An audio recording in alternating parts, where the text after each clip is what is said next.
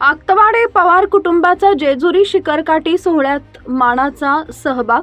माघ पौर्णिमेनिमित्त जेजुरीच्या खंडोबा मंदिरात झालेल्या शिखरकाठी सोहळ्यात यंदा बागलाण तालुक्यातील आक्तवाडे येथील पवार कुटुंबियांनी मानाचे स्थान मिळवले।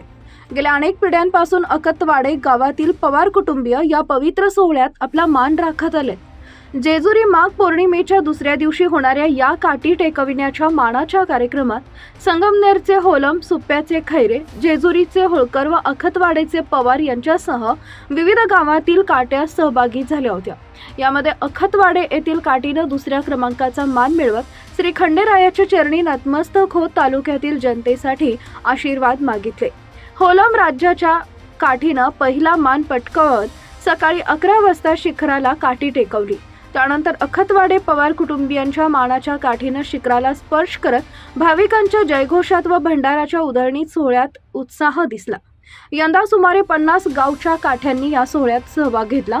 मार्तंड देवस्थानातर्फे मानकरी अशोक निंबा पवार भगत, नंदू पवार, प्रवीण पवार, योगेश पवार, कुणाल पवार, नानाजी पवार व पंकज पवार यांचा सन्मान करण्यात आला। त्यांच्यासोबत सचिन गायकवाड, बाबासाहेब मोरे, केडी खैरनार, विकी पवार, यादव पवार, बाळू पवार, रमेश पवार, विष्णू बच्छाव, संभाजी खैरनार, संजय वाघ यांच्यासह अनेक भाविकांनी उपस्थिती लावली। प्रतिनिधी तुषार रोंदळ, तरसाळी।